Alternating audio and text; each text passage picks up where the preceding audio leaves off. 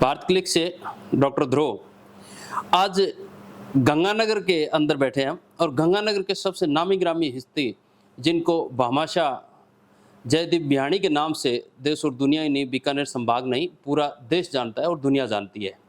आप दानवीर सेठ गेदारलाल जी बिहाणी के पौत्र हैं, तीसरी पीढ़ी के वारिस हैं जी। और आप वर्तमान में इस ट्रस्ट के चेयरमैन भी हैं। जी बिहाणी साहब, आपका हमारे इस कार्यक्रम में स्वागत है। नमस्कार। बिहाणी साहब, आपका जिस हिसाब का नेचर हमने देखा या जो आपसे हमारी बातचीत हुई है, आप एक सुलझे हुए इंसान हैं और एक शैक्षणिक संस्थान के चेयरमैन भी हैं। बहुत बड़ा इंस्टीट्यूशन आप चला रहे हैं, रेगुलर बच्चे आपके यहाँ अध्ययन कर रहे हैं। सबसे पहले आप अपनी पारिवारिक पृष्ठभूमि और अपनी पृष्ठभूमि के बारे में बताएं हमें। मैं सेठ गेदारीलाल जी बिहाणी का पुत्र हूँ। जी मेरे पिता श्री सुशील कुमार जी बिहाणी, जी जिनको राजस्थान सरकार ने भामाशाह पुरस्कार से भी सम्मानित किया, जी उनका पुत्र हूँ। हम लोग 3 भाई हैं। मैं सबसे बड़ा हूँ, जयदीप। मेरे से छोटे भाई हैं मधुसूदन बिहाणी, वो एजुकेशन सोसाइटी ऑफ मेश्वरी समाज, जी इनके एजुकेशन सेक्रेटरी जी जयपुर में, जिसके अंतर्गत एमपीएस की सारी संस्थाएं संचालित होती हैं। उससे छोटे भाई हैं शरद कुमार बिहाणी, जो इंदौर में रहते हैं। जी पेशे से हम व्यापारी हैं। ये शिक्षण संस्थान मेरे दादाजी ने सन 1951 में अपने दूरगामी सोच के अंतर्गत प्रारंभ किया कि मेरे इलाके का कोई भी व्यक्ति शिक्षा से वंचित ना रहे। जी और ये उनकी पुण्याई नेक नीति का परिणाम था कि एक सेकेंडरी स्कूल से प्रारंभ हुआ ये शिक्षण संस्थान आज एक वटवृक्ष बन चुका है, जिसमें भिन्न भिन्न संकाय के 6 स्कूल कॉलेजेस आज संचालित हो रहे हैं। जी जहाँ तक गंगानगर की बात करें तो हम लोग 1927 में जब महाराजा गंगा सिंह जी ने गंगानगर की स्थापना की, उसी वक्त से गंगानगर में है। उससे पहले गंगानगर हनुमानगढ़ के बीच में पक्का सारना नाम का एक कस्बा है, जी हम लोग वहाँ रहते थे। आपने अपनी पृष्ठभूमि के बारे में बताया। मैं आपके राजनीतिक सफर की भी बात करना चाहूंगा। आपका राजनीतिक सफर कहाँ से शुरू हुआ था? आज आप एक प्रमुख टिकट के दावेदारों में और यहाँ के विधायकों की जो फहरिस्त चल रही है, उस लिस्ट में आपका प्रथम नंबर पर नाम है। तो आपका राजनीतिक करियर क्या रहा है अब तक का? राजनीति से जुड़ाव आप यूँ समझिए लगभग 1982 से मेरा रहा है। जी मेरे पिताजी गंगानगर की राजनीति में रुचि रखते थे। उन्होंने प्रत्यक्ष रूप से आगे आकर के कभी राजनीति में हिस्सा नहीं लिया, लेकिन वो राजनीति में अपनी दखलंदाजी पूरी रखते थे।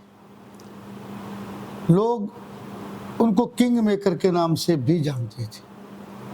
मेरी समझ राजनीति से उस वक्त जुड़ी जब श्री महेश पेड़ीवाल गंगानगर के प्रथम बार चेयरमैन बने। जी उसके बाद गंगानगर के लगभग जितने भी चुनाव हुए, चाहे वो व्यापार मंडल के हुए, चाहे वो विधायक के हुए या सांसद के हुए, हमारे परिवार का सदैव इनमें सक्रिय योगदान रहा।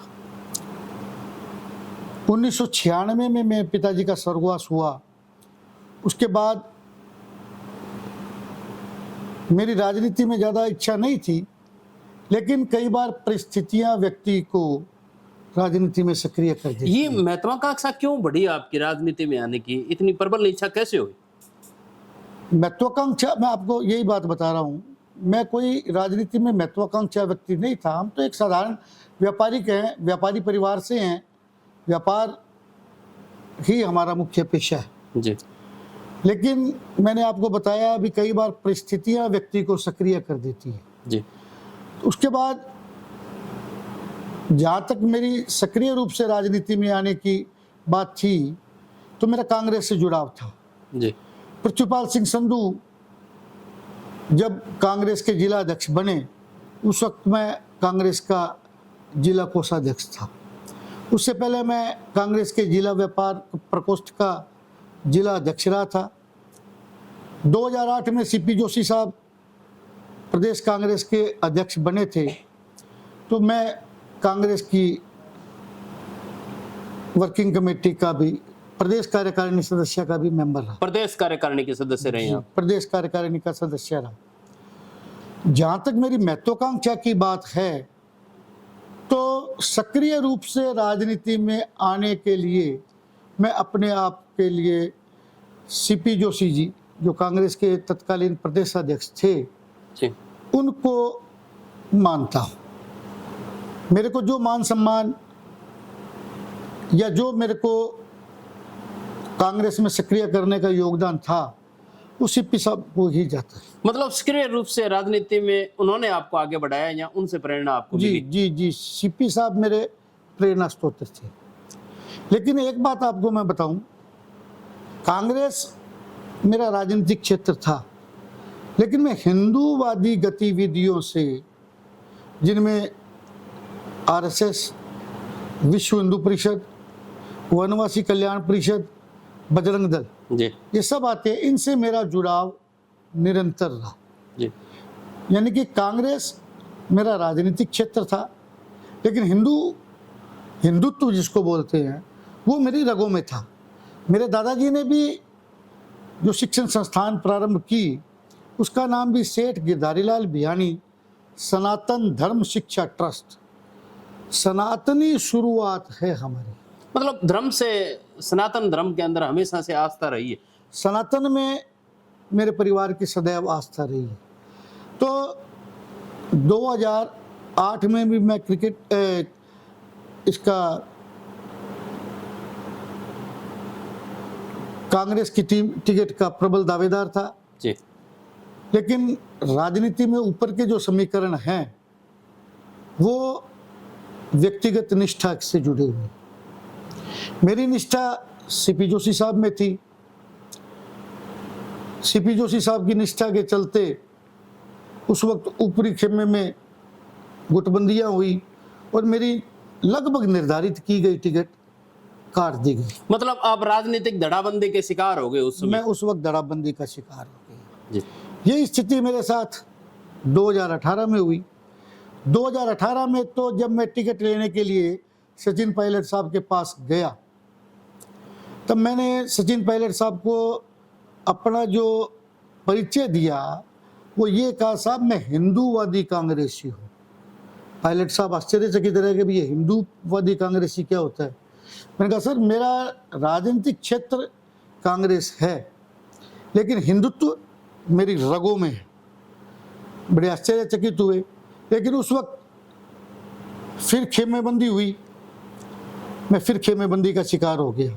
अंत में मैंने ये निर्णय लिया कि जब हिंदुत्व मेरी रगों में है, तो क्यों ना उस पार्टी से ही जुड़ा जाए जो हिंदूवादी पार्टी है। और मैंने 2019 एमपी चुनाव में भारतीय जनता पार्टी को ज्वाइन कर लिया। परंतु आपने चुनाव तो एक निर्दलीय के रूप में भी लड़ा है। पीछे आपको अच्छा खासा मत प्रतिशत आया है, जनता के लोगों ने आप पे विश्वास भी जताया था। तो वो क्या समीकरण थे या वो क्या कारण थे? नहीं, उसका कारण कोई ज़्यादा लंबा चौड़ा नहीं था। कांग्रेस की टिकट से मैं नकार दिया गया था। नकारने के बाद मेरे कुछ आत्मसम्मान को ठेस लगी, और मैं बड़ा दम्भी आदमी हूँ। जब मेरे आत्मसम्मान को ठेस लगी, तो मैंने ये सोचा कि क्यों ना निर्दलीय रूप से चुनाव लड़ लिया जाए। क्यों, तब तक समय बहुत ज़्यादा आगे निकल चुका था और भारतीय जनता पार्टी भी अपना कैंडिडेट डिसाइड कर चुकी थी, कांग्रेस भी अपना कैंडिडेट डिसाइड कर चुकी। मेरे मन में ये आया, बरसों बरस से हमारा परिवार गंगानगर की सेवा करता आ रहा है, तो क्यों ना इस बात को भी आजमा लिया जाए कि भी हमें सेवा के बदले में जनता से कितना प्यार मिलता है। दूसरा, राजनीति में जब तक आप अपनी ताकत नहीं दिखाएंगे, लोग आपको आगे नहीं बढ़ने देंगे। ये दूसरा कारण मेरे मन में था।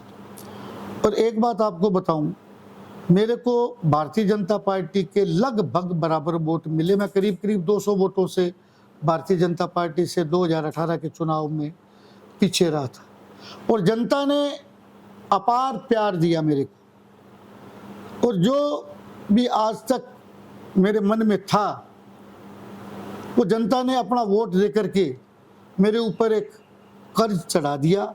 और जनता का जो स्नेह था, उसी का कारण था कि मैं गंगानगर लोकल में विजयी कैंडिडेट श्री राजकुमार गौड़ से केवल मात्र 1800 वोट पीछे था। कांग्रेस से मेरे 5000 वोट ज़्यादा थे और बीजेपी से मेरे 7000 वोट ज़्यादा थे। मैंने ये पिछला चुनाव जो लड़ा, वो केवल मात्र 10 दिन की तैयारी से लड़ा था। उस वक्त मैं वोटों के मामले में ग्रामीण एरिया से पीछे रह गया। मतलब गांव में पकड़ नहीं बन पाई आपकी। ग्रामीण एरिया की राजनीति शहरी एरिया से कुछ अलग होती है। तो ग्रामीण लोग पार्टी से बंधे होते हैं। जहाँ तक इक्वेशन की बात करें तो 66% लोग पार्टी से बंधे होते हैं, 33% लोग धड़ेबंदियों में होते हैं। तो वो जो लोग, अब 10 दिन का जो मेरा समय था, लोग बाग उससे पहले बंध चुके थे, लेकिन उसके बावजूद भी मेरे को गांव में लोगों ने रिकॉग्नाइज किया, मेरे को वोट दिए, मेरा जनाधार गांव में बना।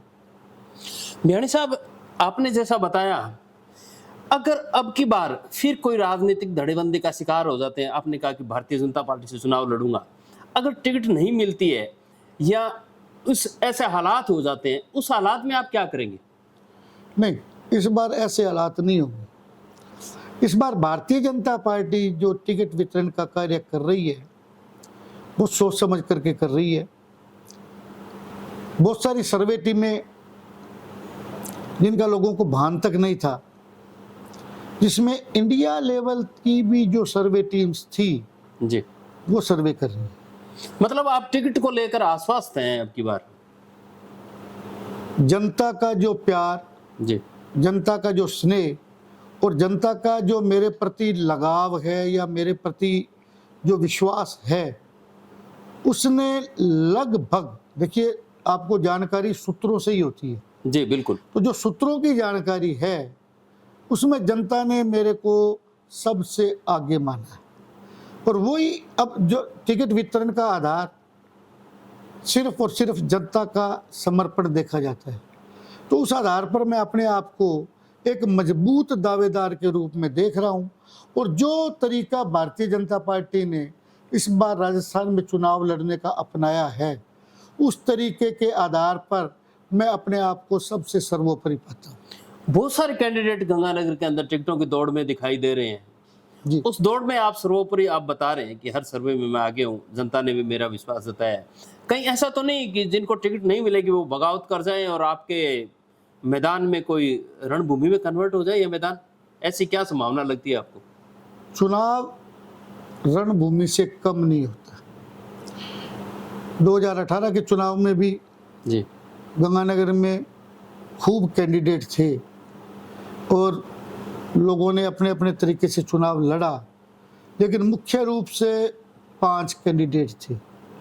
श्री राजकुमार गौड़ निर्दलीय प्रत्याशी, जी, श्री अशोक चांडक कांग्रेस के प्रत्याशी, जी, श्रीमती विनीता आहूजा भारतीय जनता पार्टी की प्रत्याशी, जी, जयदीप बिहानी निर्दलीय प्रत्याशी और प्रहलाद राय टाक बहुजन समाज पार्टी के प्रत्याशी। इन 5 वोटों ने ही 5 फिगर का आंकड़ा छुआ था। बाकी तो लगभग लोग दाई में रह गए, 3 फिगर में ही रह 3 गए। फिगर में रह गए। गंगानगर के जो सबसे स्थापित नेता थे, राधे श्याम जी गंगानगर, जी, जिन्होंने 1977 से लेकर के 2018 तक राजनीति की, उनको केवल मात्र 2500 वोटों के आसपास वोट मिले।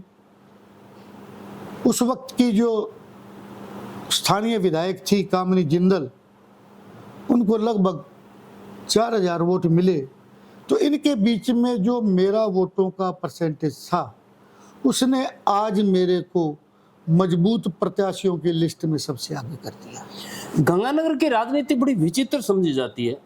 मुख्यमंत्री के दावेदार आदरणीय भैरव सिंह जी शेखावत उन जैसी प्रतिष्ठित हस्ती को यहाँ के नागरिकों ने हरा दिया था, धूल चटा दी थी भयंकर तरीके से, और एक आम नागरिक सुरेंद्र राठौड़ जी को इलेक्शन जिता दिया था। ये विस्मयकारी परिवर्तन यहाँ ऐसे हो रहे हैं, इसमें आपके क्या विचार है? नगर का दुर्भाग्य था कि हमने श्री भैरव सिंह जी शेखावत को गंगानगर से चुनाव हरवा दिया, लेकिन परिस्थितियां क्या थी उस वक्त, फाइट जो थी वो ट्राइएंगुलर फाइट हो गई। जी, सुरेंद्र सिंह जी राठौड़ उन्होंने निर्दलीय रूप से चुनाव लड़ा, और जो कांग्रेस विरोधी वोट थे वो भैरव सिंह जी और सुरेंद्र सिंह जी राठौड़ के बीच में बट गए। केवल मात्र यही कारण था कि कांग्रेस ये चुनाव जीत गई।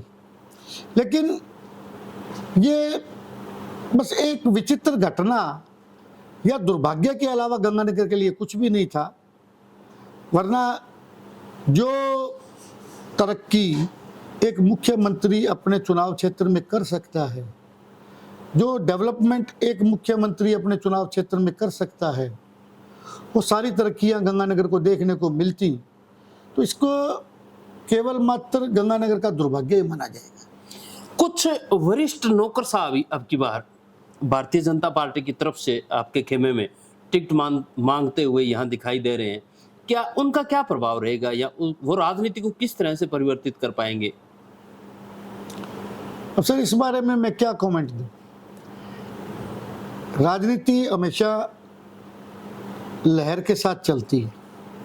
आज सारे देश में मोदी जी की लहर है, तो लोगों के मन में ख्याल यही आता होगा भी हम लहर के भरोसे चुनाव जीत जाएंगे जी, जबकि जनता किसी भी प्रत्याशी को हर वक्त अपने बीच में रहना मानती है। उनकी इच्छा होती है कि प्रत्याशी हमारे साथ खड़ा रहे, हमारे बीच में रहे, हमारी पहुंच जो है वो बड़ी सुगम हो जी, तो इसलिए अब ये तो अपनी अपनी सोच है कि भाई वो राजकार्य में रहते हुए अब राजनीतिक कार्य में आना चाह रहे हैं, तो ये सोच तो वो स्वयं ही बता सकते हैं, मैं तो इस पर क्या कमेंट करूं।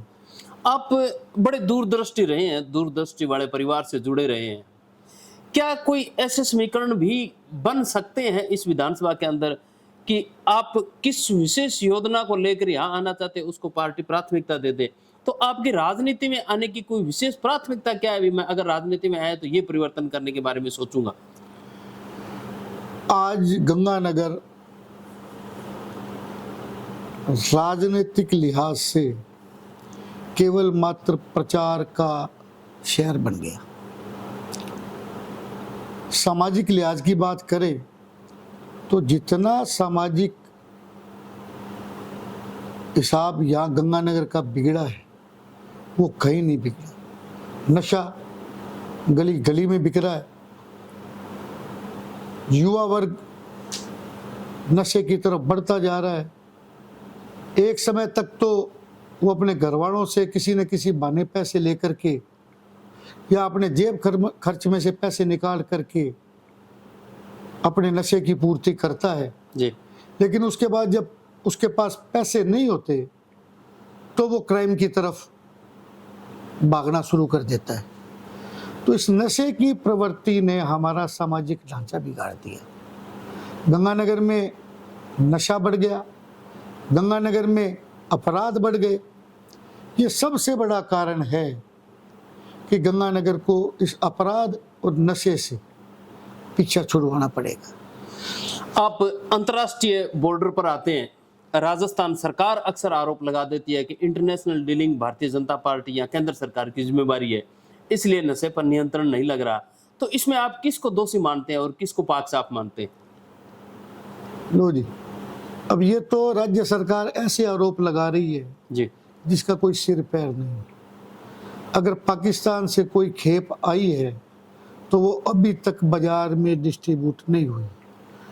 बीएसएफ के जवानों ने हर खेप को जो ड्रोन के जरिए गंगानगर के बॉर्डर पर आई है उसको हाथों हाथ पकड़ लिया और उसको जब्ती की है उसकी। इस वक्त पंजाब काफ़ी लंबे समय से नशे का बहुत बड़ा सप्लायर रहा है। तो नशे की जो सप्लाई आ रही है गंगानगर में, वो पंजाब के मार्फत आ रही है। केंद्र सरकार का काम है अंतर्राष्ट्रीय सीमा पर होने वाली गतिविधि पर चौकसी रखना। वो काम केंद्र सरकार कर रही है।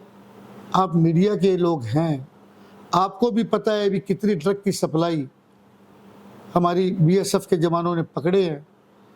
जब कोई चीज़ किसी रास्ते से खुले बाजार में आ जाती है, उसको रोकने का काम स्थानीय पुलिस प्रशासन का है। नशा और अपराध ये रोकने का काम पुलिस प्रशासन का है। लेकिन इस कांग्रेस राज में जब से सचिन पायलट साहब ने बगावत की, उसके बाद प्रशासन के हाथ बंध गए। जिन लोगों ने सरकार को बचाए रखने में सहयोग किया, या मैं तो यूं कहूँगा कि जितने भी कांग्रेस या कांग्रेस से संबंधित विधायक थे, उन सब को अपने अपने विधानसभा क्षेत्र में खुली छूट दे दी भी आप अपने तरीके से अपनी विधानसभा का संचालन करो। और ये राजनीतिक हस्तक्षेप जो है, उसने अपराधियों को अंकुश लगाने की बजाय उनको संरक्षण देने का काम किया और पुलिस प्रशासन के और प्रशासनिक प्रशासन के दोनों के हाथ बांध दिए। अब काम वही होता है जो किसी भी विधायक के निवास से संचालित किया जाता है।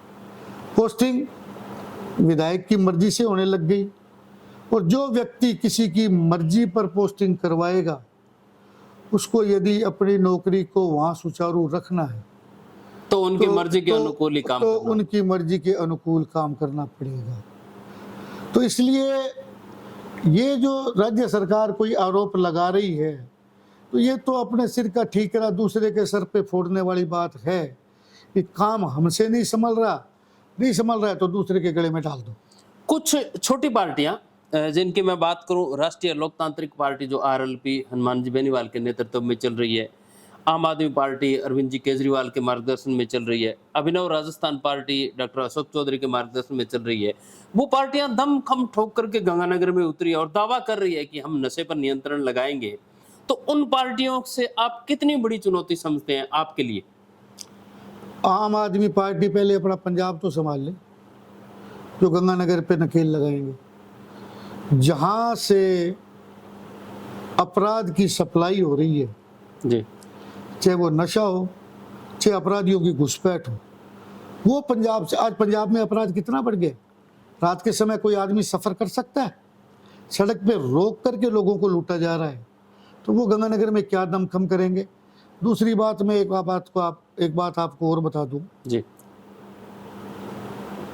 चाहे वो कोई भी पार्टी हो, यदि भारतीय जनता पार्टी मेरे को इस काबिल समझती है कि मैं उनका विनिंग कैंडिडेट हूं, जी, तो मेरे में इतना विश्वास है और गंगानगर की जनता पर मैं पूर्ण विश्वास करके ये कह रहा हूं कि यहाँ कोई भी तुर्रम खान आकर के भारतीय जनता पार्टी के कैंडिडेट जयदीप बियानी के सामने चुनाव लड़ ले, मैं उसको चुनाव में हरा दूंगा।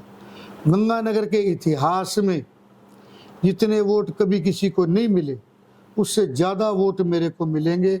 ये मेरा विश्वास नहीं है, ये जनता का विश्वास है।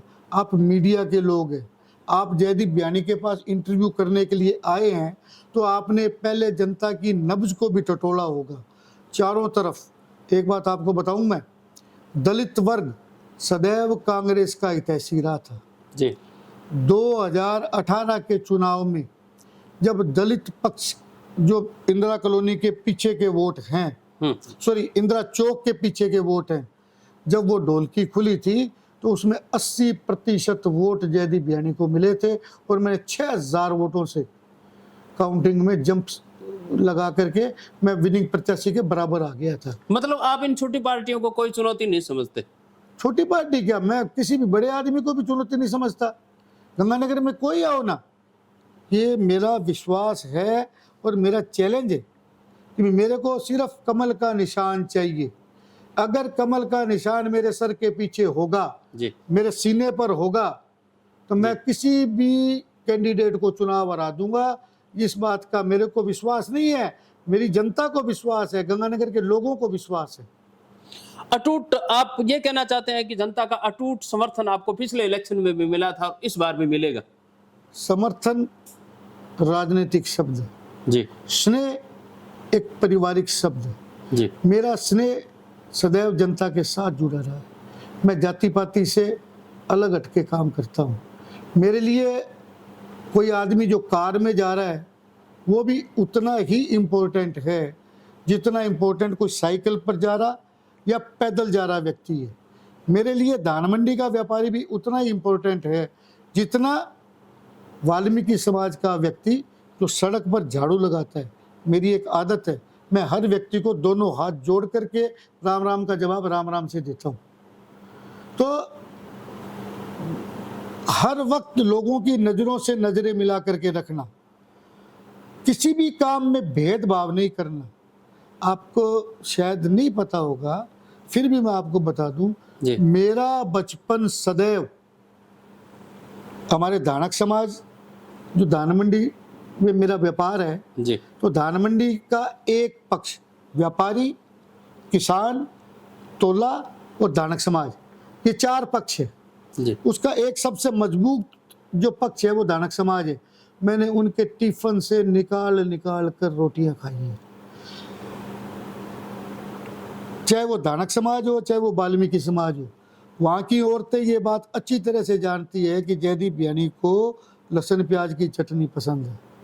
पिछले इलेक्शन में भी मैं जब इस एरिया में वोट मांगने के लिए गया था, तो वोट मांगने का शेड्यूल पहले तय हो जाता है, तब भी औरतें अपने घर पर लहसुन की चटनी बना के रखती थी और मेरा हाथ पकड़ के रोक लेती कि भाई जी 5 मिनट बैठो, बेटा 5 मिनट बैठो, सिर्फ रोटियां उतारनी है, तेरी चटनी तैयार है। तो मेरे लिए ये मायना नहीं रखती कि मेरी माँ मेरे को थाली में मटर पनीर डाल रही है या मेरे किसी भी वाल्मीकि या दानक समाज की या किसी भी गरीब समाज की औरत मेरे को लहसुन की चटनी खिला रही है। मेरे को तो अपने मन का और अपने पेट की तृप्ति चाहिए, वो किसी को पसंद है या नहीं है, लेकिन मेरे को पसंद है।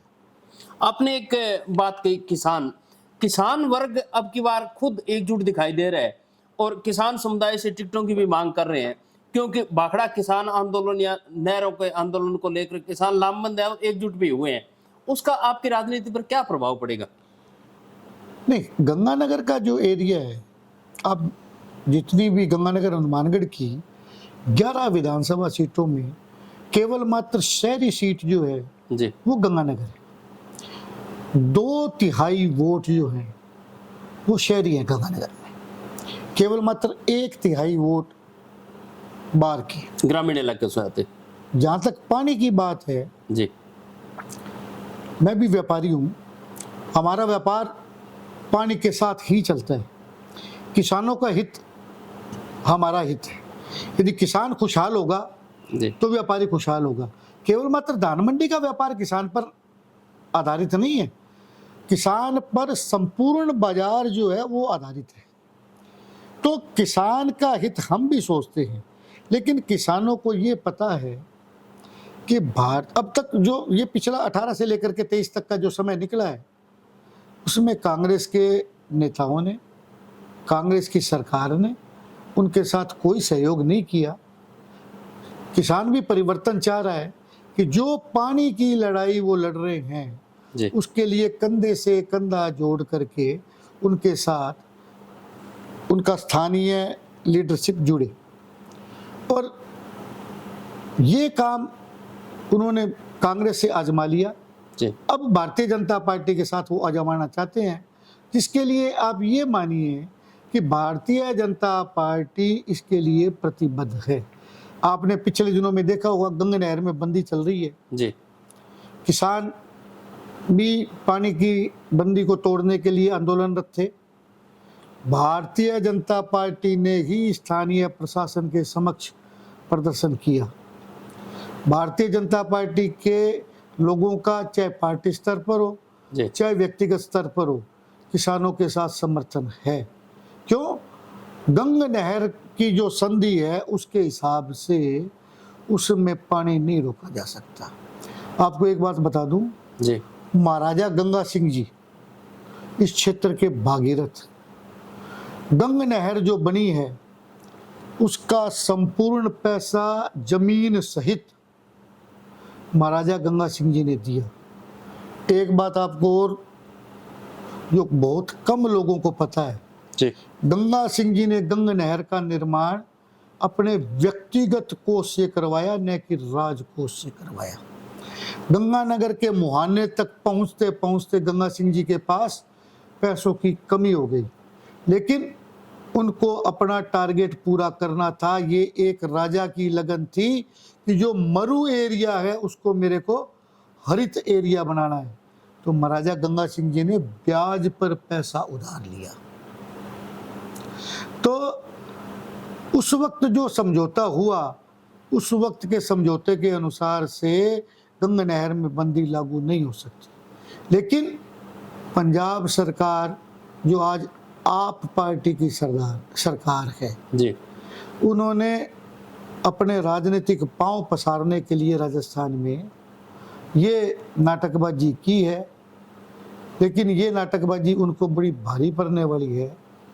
एक तरफ तो पानी का ओवरफ्लो जी पाकिस्तान को छोड़ा जा रहा है और गंगानगर की जनता को पीने का पानी भी नहीं दिया जा रहा। ये संधि का उल्लंघन है। जयदीप जी, आप जो बात बता रहे हैं, कांग्रेस सरकार ने इसके लिए पिटारा खोल रखा है। 4 वर्ष बाद योजनाओं की लाइन लगा रखी है, झड़ी लगा रखी है। क्या ये वोटर्स को, या आपका जो वोटर है, जिस समाज का, या आपने जो नाम लिया कि शहर का वोटर इस तरह का है, क्या उसको प्रभावित नहीं करेगी ये योजनाएं? योजना क्या होती है? योजना होती है डेवलपमेंट की, योजना विकास से जुड़ी होती है। तो क्या आप इनको प्रलोभनकारी योजनाएं मानते हैं? बिल्कुल, मैं बोल रहा था, इससे पहले आपने बोल दिया। ये प्रलोभन है, योजना नहीं। 4 साल तक हम हाथ पर हाथ धरे बैठे रहे और 4 साल के बाद हमें राशन भी याद आ गया, हमें मोबाइल फोन भी याद आ गया। ये क्या है? ये राजकोष के पैसे की बर्बादी है। ये अगर इतनी योजनाएं देनी है तो कांग्रेस पार्टी अपने फंड से दो ना। आप ये प्रलोभन दे रहे हैं तो कांग्रेस पार्टी के पास पैसे की कमी थोड़ी है। राहुल गांधी की यात्रा इतनी लंबी चली है, बिना पैसे के थोड़ी चलनी थी। सैकड़ों आदमी उनके साथ चल रहे थे, तो कांग्रेस पार्टी अपने पैसे से बांटे ना। आपका मतलब जनता प्रलोभन में नहीं आएगी आपके नहीं विधानसभा नहीं के? नहीं, लोगों ने मानस बना लिया। आपने भी मैंने एक बच्ची का इंटरव्यू देखा था जो व्हाट्सएप पे खूब वायरल हुआ। उसको मोबाइल मिला तो उस बच्ची से ये पूछा गया, अभी आपको कांग्रेस ने ये मोबाइल दिया है तो अब आप अपना वोट किसको देंगे? उसने कहा, जी मोबाइल तो मेरे को सरकार दे रही है, मुफ्त की चीज मिल रही है, मैं क्यों नहीं लूंगी, लेकिन वोट मैं भारतीय जनता पार्टी को दूंगी। तो यहीं से जनता का मानस आपके सामने आ गया भी मुफ्त की चीज यदि कोई आपके घर पर आकर के दे रहा आप है। सीधा सीधा कहना चाहते हैं कि जादूगर का जादू नहीं चलेगा, मोदी जी का ही मिरेकल चलने वाला है अब की बार भी, वो भी विधानसभा चुनाव में भी।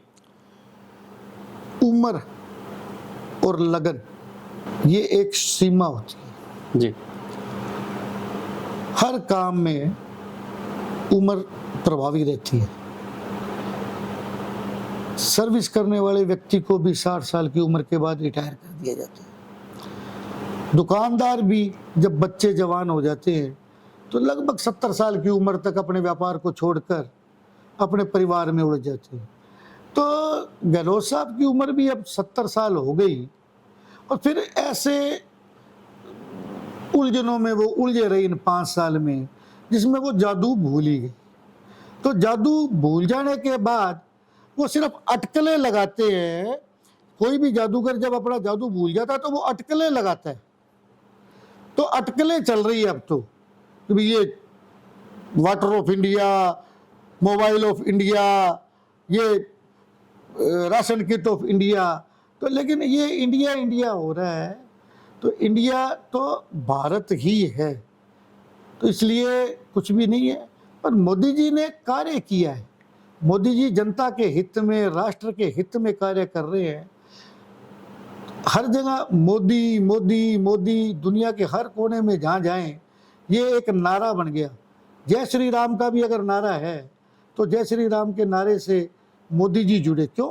राम मंदिर का निर्माण मोदी जी ने प्रारंभ करवाया और वो भारत का इतना बड़ा विशाल तीर्थ स्थल बन जाएगा कि जो हमारी वर्षों पुरानी आस्था थी, आज वो आस्था अपना मूर्त रूप ले रही है। तो मोदी जी का जो जादू है वो धरातल पर है और गहलोत साहब का जो जादू है वो अब अटकलों में रह गया। मतलब आपने अपने स्पष्ट शब्दों में कहा कि मैं एक हिंदुत्ववादी और सनातनी नेता समझता हूं अपने आप को, तो अब तो आप उसी पार्टी की विचारधारा से भी जुड़े हुए हैं। इसका मतलब आपका पक्ष मजबूत दिखाई दे रहा है आपको। सब मैं कांग्रेस में था तो भी मैं सनातनी था। मैंने अपना सनातन, अपना धर्म, अपनी हिंदूवादी विचारधारा कभी भूली नहीं। आज आप यूँ समझिए कि मैं तो एक छोटी सी नाली था जिसमें साफ पानी बह रहा था। जैसे आप यूँ समझ लीजिए कि खेत के अंदर खाड़ा चलता है ना, वो आता कहाँ से है? वो आता तो नदी से ही है। जी। तो मैं खेत का नाड़ा हूँ, नदी का प्रवाह चल रहा था, अब मैं वो पानी जो मेरा है वो भारत की मिट्टी के साथ मिल गया। जैसे खेत के पानी में खाड़े का पानी मिल जाता है, तो अब मैं अपनी मूल विचारधारा में आ गया। या यूँ कहें कि भी मैं वास्तव में अब गर्व के साथ ये कह सकता हूँ कि मैं सनातनी था, सनातनी हूँ, सनातनी रहूँगा। आप थे जयदेव बिहाणी गंगानगर से, अपने बैकाक बोल के लिए जाने जाते हैं और खुले विचारों के लिए जाने जाते हैं। जिस तरह से इन्होंने स्वीकृति की है, खुद स्वीकारा है कि मैं एक सनातनी और हिंदुत्ववादी नेता हूं, ये एक बहुत बड़ी बात है कि मैं कांग्रेस में रहकर भी वैसा ही था, आज मैं भारतीय जनता के पार्टी के साथ हूं, तो अब तो मैं समंदर में मिल चुका हूं, तो मेरा महत्व और बढ़ गया है। आप इस यूट्यूब चैनल्स को लाइक करें, शेयर करें, सब्सक्राइब करें। अगर आप इस तरह के विचारों से जुड़ना चाहते हैं और ऐसे क्रांतिकारी विचार अगर सुनना चाहते हैं, तो आपको इस चैनल को लाइक कर लेना चाहिए, सब्सक्राइब कर लेना चाहिए। बिहाणी साहब, आपका धन्यवाद, आपने हमें वार्ता के लिए समय दिया। आप सबका बहुत बहुत धन्यवाद। जय हिंद, जय भारत, जय किसान।